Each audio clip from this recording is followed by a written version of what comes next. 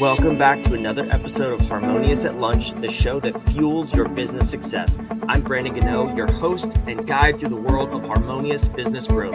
Today, we're unlocking powerful strategies with industry experts to help your business thrive. If you're a business owner, entrepreneur, or executive, you are in the right place. Join me and our incredible guests today on the journey to clarity, growth, and success. It is time to revolutionize your approach to business. Let's dive in with another episode of Harmonious at Lunch.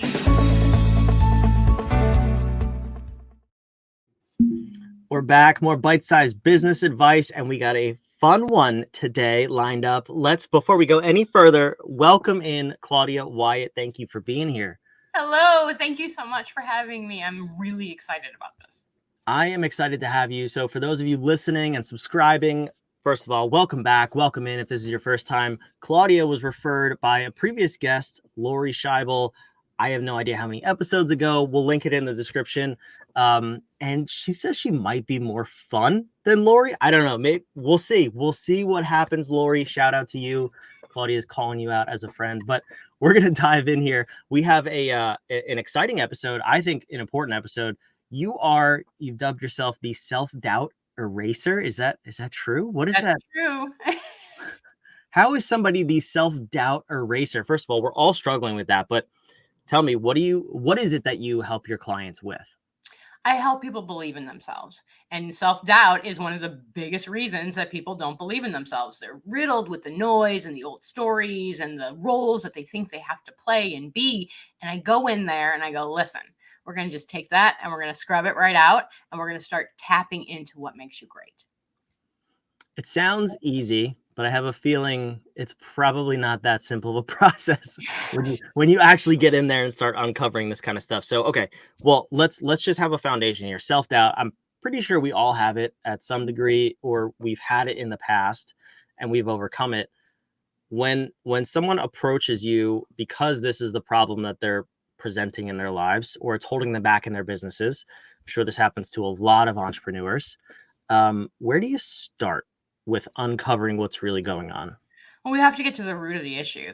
There's always a root, right? That's how we grow, is we find out what's going on below and then we uncover it.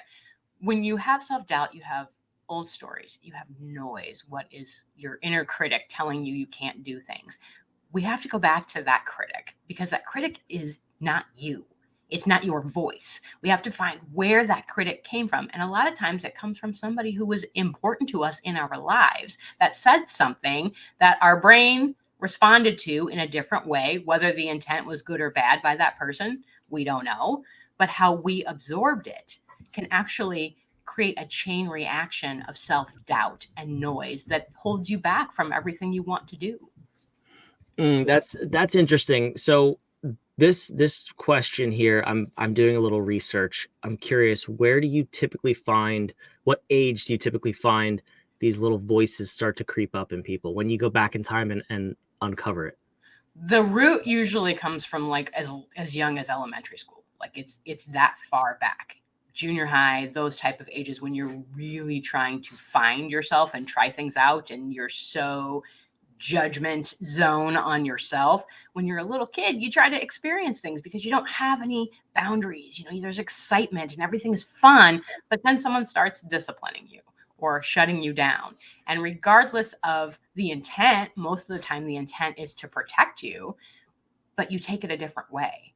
And it's interesting because I didn't uncover some of these noises until I was in my 30s or 40s, that they were actually there. And I was like, oh, hold on.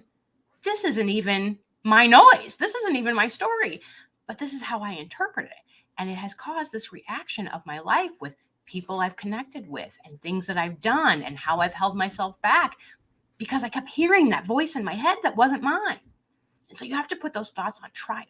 You have to say, wait a minute, is that true? No, it's not true. Where's the evidence that that's true? And there isn't any, because you go, wait a minute, that's not my story. But you can change it. You don't have to say, this is all there is. This is how it has to be. I have to keep going this way. You can stop at any time and say, I'm not listening to that anymore. I'm going to do my own thing. I'm going to see how it goes. Yeah, I love that. Put those thoughts on trial. That's a powerful way to think about it. But okay, so when we're looking at I'm kind of looking at it from the other perspective. Like, yeah, we need to do this for ourselves, but I always like to put myself in the shoes of someone who may be imparting those beliefs on others. I have little kids. I haven't found a way to not do this aside from not talking to them, but that would cause more damage too. So there's no there's no right or wrong answer. But also with employees and with coworkers, I always kind of think like, how is what I'm saying going to be heard by them or interpreted by them, because they have their own inner critics too. So what do you, I mean, how do we kind of manage ourselves when we're talking to other people? How do we recognize that maybe we're triggering something and get around that? Open communication is going to be huge. Get your teams together in groups and talk these things out. If you have something that you want to talk about with your team, you need to know how they respond, how they communicate, how they're interpreting it from what you've said. And the only way you're going to know that is by getting feedback. So you can't be afraid as a leader to get feedback from your team, even if it's not putting you in the shiniest light. And you need to let them know that your intentions are pure. Your goal is to try to help them, that you care for them. If they know that you care about them, I have said this to many people that I've worked with, teams, individuals. I said, you know, in your heart of hearts that I care about you as a root. And they're like, yes. I said, so no matter what I say, if you know that I'm trying to help you, whether or not you interpret it that way, I appreciate if you call me out and say, hey, I don't really like how that sounds, or this is how I feel when you say that, or this is what I hear when you say that. I will then go, oh, well, I need to say that a different way. That's not what I mean. Because if my intent is not being put in the right light, you're not going to help anyone. So you have to have that open communication, because if you don't, your people, your teams, the people you're coaching, the people you're speaking to, your family, your friends, your kids, whatever, you need to make sure that you guys have that back and forth. And that everyone knows, look, I love you. I care about you. I want to help you be your best self. If there's something that I say that you feel isn't quite right, your body language is showing me, you're reading the face, I'm going, you're not picking that up the way I'm putting it down. But I'm not going to know unless you communicate it. So you have to be comfortable communicating. This is how I feel. This is how that sounds. This is how I'm interpreting that. And open that dialogue. Don't be afraid to get that dialogue from your people. Yeah, that's important too, to not only be willing to accept it, but almost mandate it to a certain extent. Like, you have to give me feedback or else I can't lead you. If I don't know what you're thinking or how you're interpreting what I'm saying, there's no way I could ever change or be an effective leader. And I'm actually, that your answer brought something up. So the other day I posted something on social media. I think it was making fun of the current generation in the gentle parenting trend, and whether you have kids or a gentle parent or not. My only concern with it is we're mistaking respect for the tone, and they are not the same thing. And that's very, very important. So the joke I made was, can you imagine having to talk to this generation in the workplace in 20 years by saying, hey, sweetie, I really need you to attend this meeting because it's very important. And my argument was, because I got yelled at by the social media trolls, um, my argument was, there has to be an underlying knowledge and knowingness that you care. And then you can say whatever you have to say to get the message across. Yes, be respectful, but respect and caring are not associated with tone. So I'm curious, from your point of view, how do you make sure that you're communicating with people? How do you make sure that they know that you care first and you respect them, and then tone is kind of irrelevant? Because that, to me, is the foundation we need to start with, and we need to keep reminding people that it's there. Absolutely. You're walking the walk. Your actions are going to speak louder than your words, right? People are going to see what you're doing, see how you're responding, and that is going to shape the situation to be like, okay, I get where she's coming from because I've seen what she's done. I've seen her go, okay, this is wrong. And I need you to be at this meeting because it's important for you to be at this meeting, regardless of how my voice sounds. Because if I'm saying it's important for you, then it must be important for you because I've shown you why it's important. Our actions always speak louder than our words, because words can be interpreted, but actions, we actually see what you're doing. Yeah, and I love how you mentioned it already. Body language. Body language is, I think, the biggest percentage of communication. So words and tone are almost meaningless if your body's not backing it up in person context, and even in this context on video, I mean, I can feel you speaking, you can feel me, you see my Italian hands going everywhere. Look at me, out of control today. But we've gotten off track of the topic of the interview. That was a very good tangent, because this is a two-way conversation. If you are triggering somebody else's inner critic, you need to know that and be aware of it and have that communication open, which I think as leaders we tend to forget a lot of times, because we're so focused on what we're doing and the agenda of the company, which is fantastic. We're leading the company, right? But in order to have a holistic culture and a team of people who are going to pull the mission forward with you, it's a two-way street. So as a leader, as an entrepreneur, a business owner, we have our own voices that are telling us how we should act and show up in the workplace, and maybe are triggering us to not be as effective as we should be. So where do you start with people? I know you said uncover the root cause. As far as rewriting that voice, what do we do to start to erase that inner critic and be our own best cheerleader? Function versus purpose, right? If you find your purpose, what is in your heart, what is fueling your fire, that will always override the noise. Going back to that why are you doing this? Why are you working here? Why are you involved in this conversation? There's always a root of, I want to be here because I want to make a difference. I'm doing this to make a difference. Really making a difference is at the root of everything. We want to be our best selves. We want to show our best selves, but we also need to know that we have messy parts. We have things that have shaped the way we're going, the direction we've had, the voice that we have. Those aren't bad. And they actually help us connect each other, because other people then go, okay, I see you've been through the messy stuff too. You have a purpose and a mission because of the messy stuff, because of the noise, in spite of it. So you have to cheer yourself on. You're going to have those days when you're like, man, this is just not going well. I don't know if I can do this. You can do it. You just might have to do it differently. But when you believe in yourself and you go back to that purpose, that passion, that root of, I want to make a difference, it will fuel you moving forward. And regardless of whether you fail forward, whether you get stuck in your messy stuff for a minute, because that happens, that mind can take over and you start spinning and you go, oh, I'm in it. It's okay to be in it. Feel it, understand it, go back to where it's coming from. Why did this happen? But then let it go.